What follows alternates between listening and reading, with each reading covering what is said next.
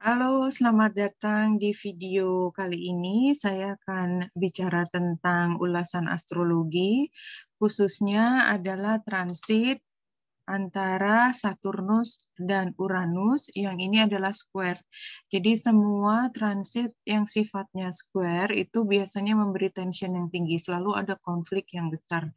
Dan ini rasanya memang selain konflik di luar, karena kalau dari sejarah, begitu ada square antara Saturnus dan Uranus, karena dua-duanya membawa tema yang saling berlawanan, itu tidak hanya levelnya di individu, tapi juga di cohort atau di kolektif. Nah, sebelum kita sampai pada pembahasan bagaimana itu, kita lihat dulu dari jadwalnya. Ya, kalau kita lihat di sini memang yang namanya Saturnus dan Uranus itu sudah pernah square di Taurus dan Aquarius, hanya saja dia berbeda tempatnya. Jadi kalau kita lihat, ini saya ambil karena ini yang paling lama itu sampai 1991, dan yang paling jauh adalah 2031, maka kita lihat sebenarnya dalam rentang periode ini, kita lihat Saturnus dan Uranus sudah pernah square, sementara Saturnusnya ada di Taurus, Uranusnya ada di Aquarius, yaitu pada tahun 1999. Jadi kita kalau ingin memahami kira-kira bagaimana sih pengaruhnya terhadap kita, individu, pribadi, dan itu juga kalau kita punya isu, punya masalah terkait apa yang menjadi temanya ini, biasanya kita akan terpengaruh, tapi tidak semua. Karena kalau kita tidak punya isu tersebut, maka energi itu ada di sekitar kita, tapi kita tidak mencerap. Jadi begitu cara bekerjanya.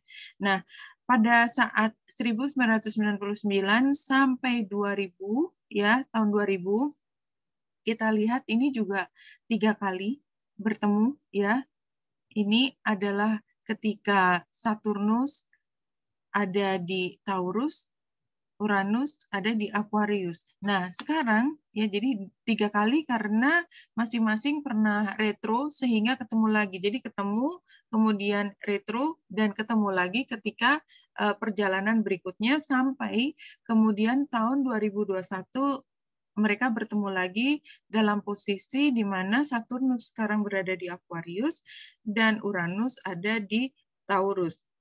Jadi kita lihat bahwa tepatnya bertemu itu pada tanggal 18 Februari tahun 2021.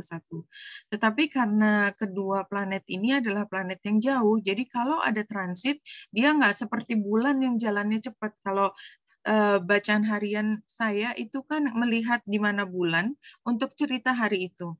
Sehingga tema dari Saturnus dan Uranus itu tidak bisa disetarakan dengan bacaan harian saya yang dia perubahannya cepat. Ini perubahannya relatif lama. Jadi ada hal yang lebih besar daripada keseharian. Ini levelnya lebih tinggi. Bahkan kalau bisa kita lihat sepanjang 2001 mulai dari bulan Februari dan sebelum titik tepatnya ketemu itu kan juga sudah di antara 5 derajat sebelum dan 5 derajat sesudahnya, sebelum berarti kan sebelum bertemu itu kan sudah mengambil waktu cukup panjang, jadi bisa dibilang sepanjang tahun dan berakhir pada bulan Desember. Kita lihat di sini bulan Desember tanggal 24 tahun 2021. Jadi bisa dibilang bahwa tema dari tahun 2001 adalah square antara Saturnus dan Uranus. Apa sih sebenarnya ceritanya? Jadi kalau tafsirnya dari sudut pandang astrologi Western itu seperti apa? Jadi teman-teman perlu ketahui juga bahwa cara membaca astrologi tidak hanya Western, tapi juga yang terkenal atau yang biasa dipakai juga adalah dari India atau Vedic astrologi. Tetapi dibandingkan kita belajar yang Western, itu jauh lebih mudah Western kalau buat saya.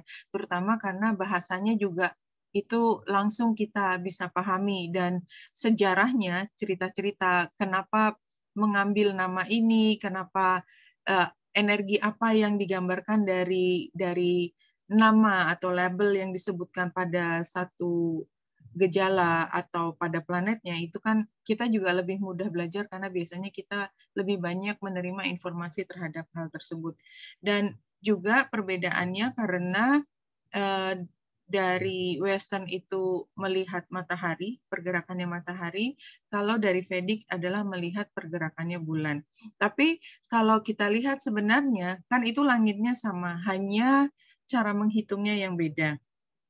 Jadi tetap aja kita bicara tentang hal yang sama, cuman karena satu bulan, satu matahari, maka cut off point-nya, derajatnya itu berbeda. Jadi yang Western itu sekitar 20 derajat lebih cepat daripada yang Vedic. Sehingga kadang-kadang ada planet yang buat Western, misalnya sudah masuk ke Aries, tetapi karena dia beda 20 derajat lebih cepat si Western, maka sebenarnya matahari, katakanlah yang tadi sudah masuk ke Aries, itu buat Vedic dia masih ada di Pisces dengan namanya sendiri.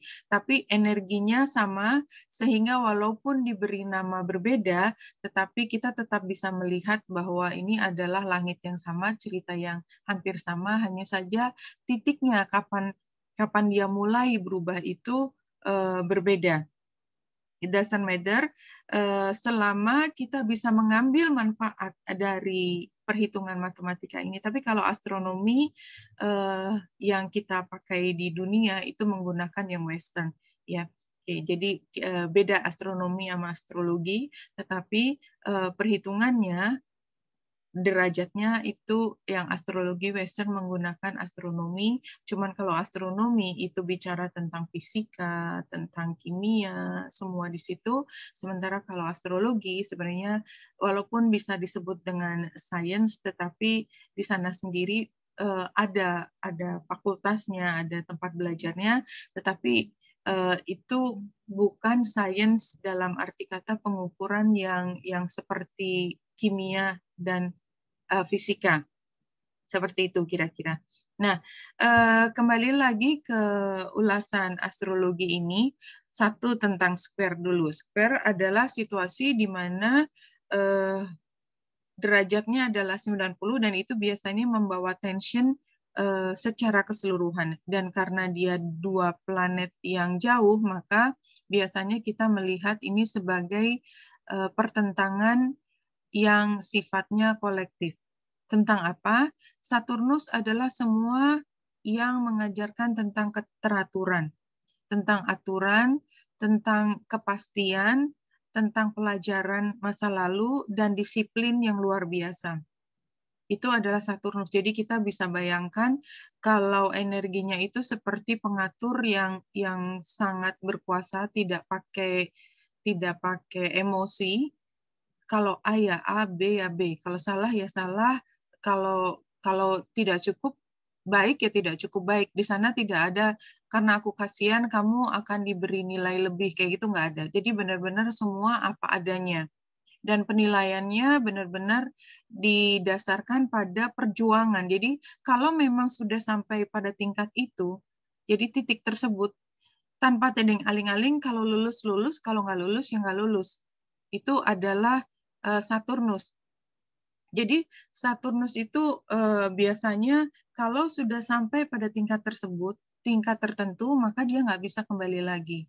Nah, kalau misalnya planet lain kan bisa dibuat ya katakanlah bisa antara. Nah, pelajaran dari Saturnus itu memastikan orang benar-benar sudah sampai ke situ sampai bisa menerima apapun hadiah di situ karena semua hadiah dari Saturnus selalu membawa tanggung jawab.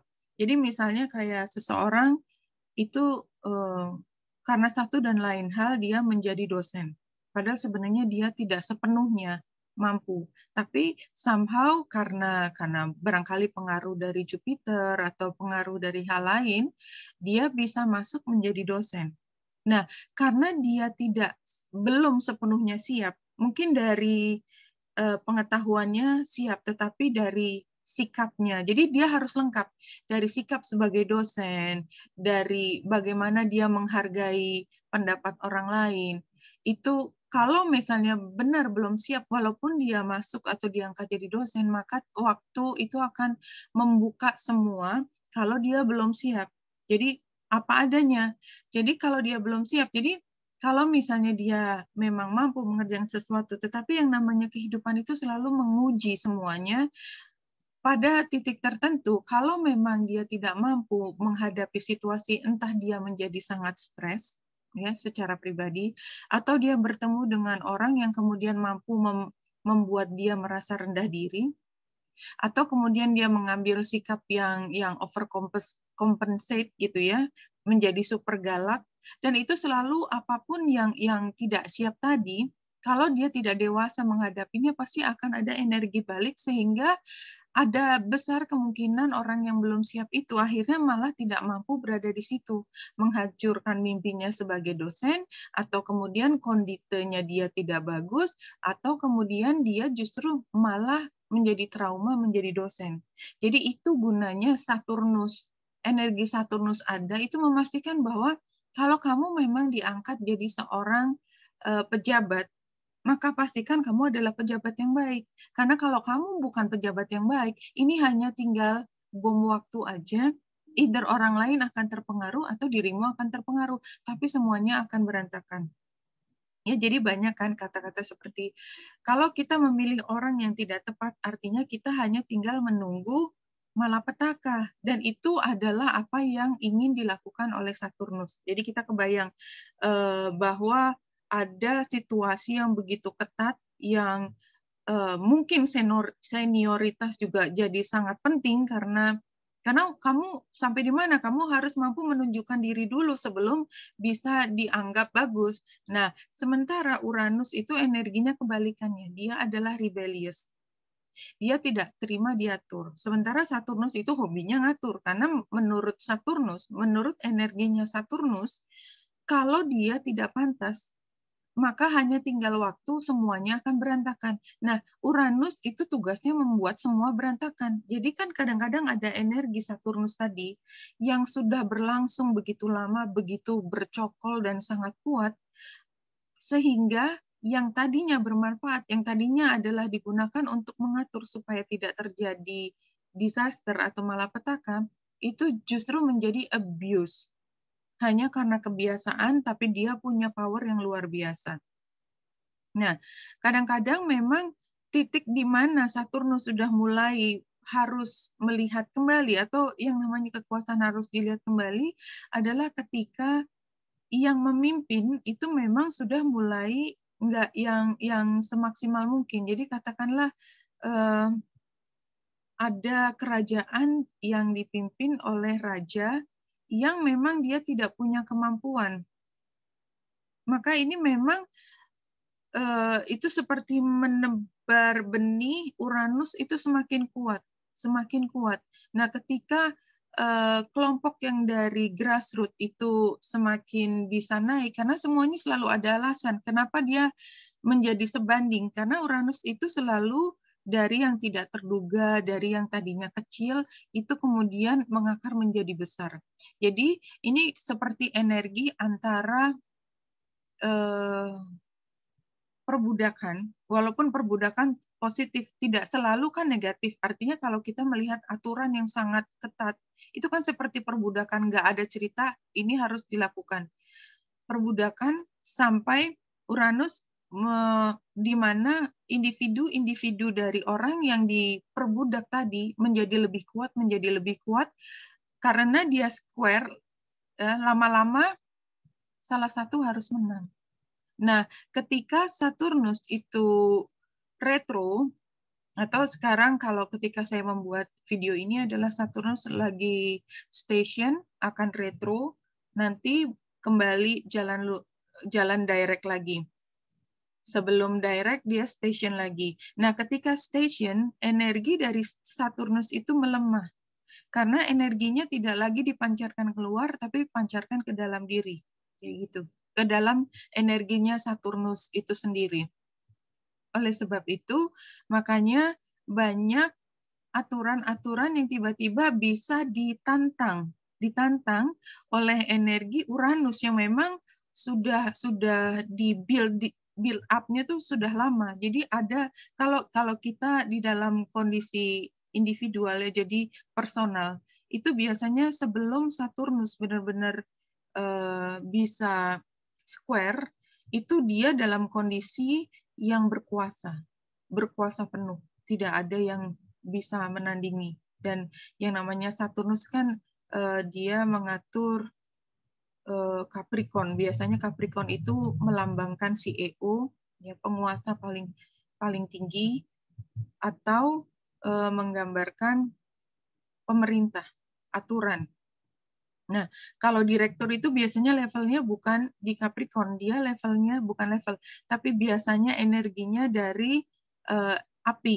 Api itu bisa dari Aries, bisa dari Leo, bisa dari Sagittarius. Itu direktur. Tapi yang CEO itu adalah mereka pengambil kebijakan utama, sehingga dia yang paling berkuasa. Nah, ketika station itu seperti kayak ada periode mereka bisa dipengaruhi.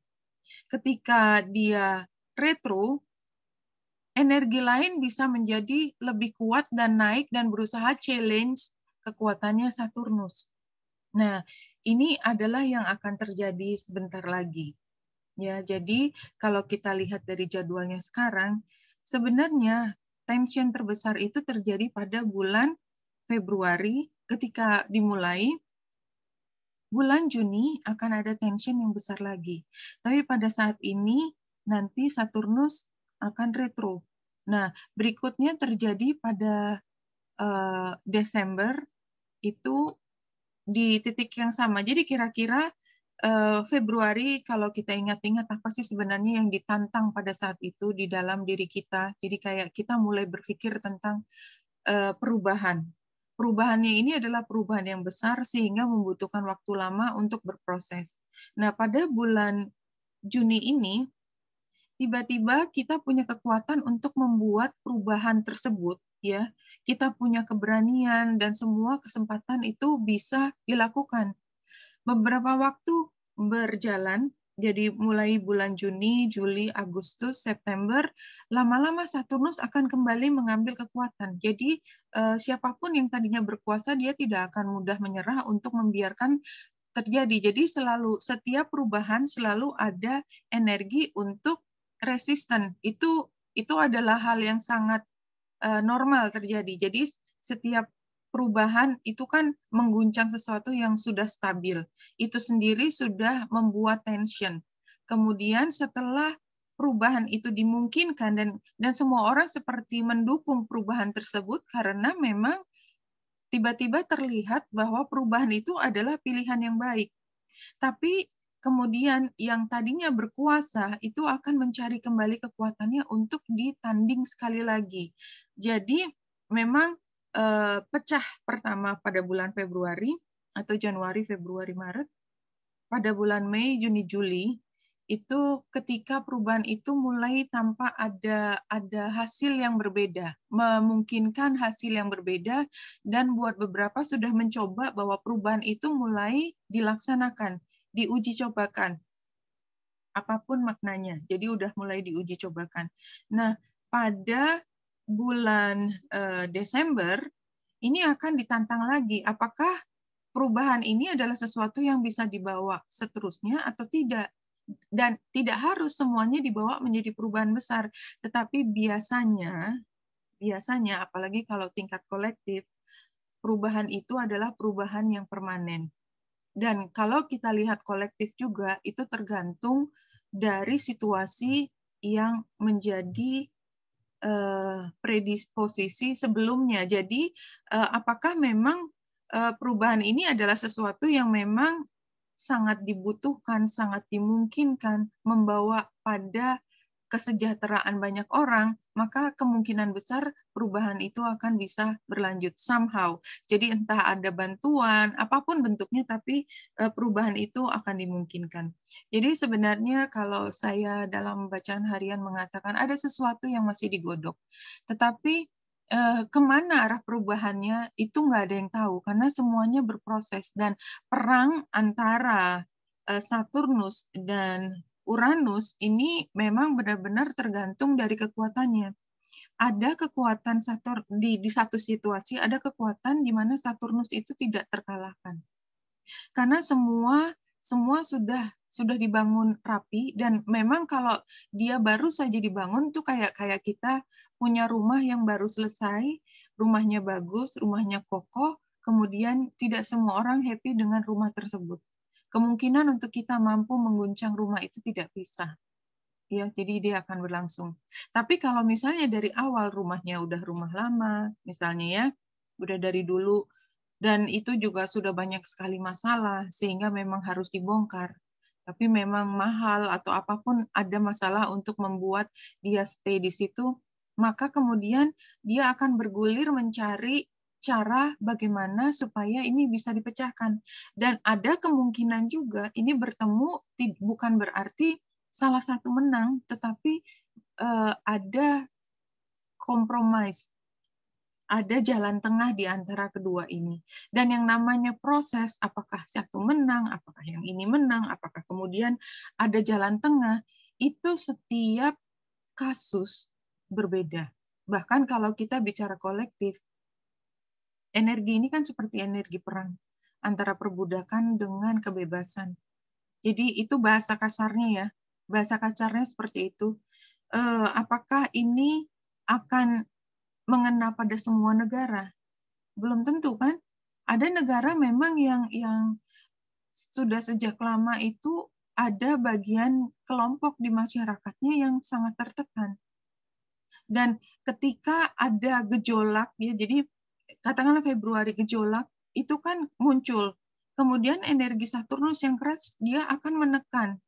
Menekan itu kemudian terlihat, karena dia menjadi penting, dia terlihat, sehingga di sini termasuk salah satu periode di mana kalau seseorang atau satu unit itu terlalu berkuasa, tiba-tiba dikasih tahu, hey, bukan kamu yang paling berkuasa. Selalu ada pihak yang lebih berkuasa daripada orang yang berkuasa dan menindas seseorang. Jadi orang yang tertindas atau energi Uranus, ya kalau tertindas, itu justru dia punya kekuatan untuk memanggil semua kekuatan-kekuatan lain untuk menempatkannya dia menjadi lebih tinggi. Semua begitu. Itu termasuk kekuatan demokrasi, ya, grassroots. Itu semua kan sebenarnya energi itu. Bahwa yang namanya aturan selalu ada, tetapi kebutuhan grassroots itu selalu juga ada. Nah, makanya kalau dinamika antara Saturnus dan Uranus itu bisa berjalan dengan cantik, itu misalnya dalam kondisi trine misalnya ya, tapi kan trine juga sudah lama. Itu maka justru ada satu energi keseimbangan di situ. Tapi karena square ya 90 derajat, maka di sini memang respon utamanya adalah menang-menangan. Kalau konflik di dalam diri, maka kita seperti harus mengambil keputusan, mau nggak mau kita harus mengambil keputusan. Kaki kita tidak bisa berada di dua pihak, karena itu akan merobek sisi pribadi kita. Tetap aja kita harus berpihak. Jadi yang namanya keberpihakan, istilah keberpihakan sendiri itu aja kan sudah istilah yang biasa dipakai dalam konflik. Dalam konflik. Jadi kamu di pihak mana? Itu kan orang nggak bisa terima, oh saya dua-duanya. Nggak bisa, langsung dicoret. Kalau orang bilang, oh saya tidak di mana-mana, langsung pihak yang satunya mengatakan, oh kamu di pihak lawan. Karena tidak ada namanya di pihak kedua-duanya. Walaupun sebenarnya ada, tapi di pandangan orang yang berkonflik, itu nggak bisa diterima hal tersebut, kecuali ada pihak ketiga. Nah, oleh sebab itu, barangkali kalau memang situasinya berkonflik di kita, dan buat beberapa itu apa ya, mungkin konflik yang panjang lebar dan memang dimungkinkan untuk mencari orang ketiga, maka kalau bisa diupayakan ini akan sangat membantu. Tapi kalau misalnya ini adalah konflik pribadi, maka memang mau tidak mau ini harus sepenuhnya diatasi oleh diri sendiri, dan itu adalah proses di mana kita memang harus mengerti dua belah pihak untuk kita bisa mengambil keputusan yang lebih berkelanjutan.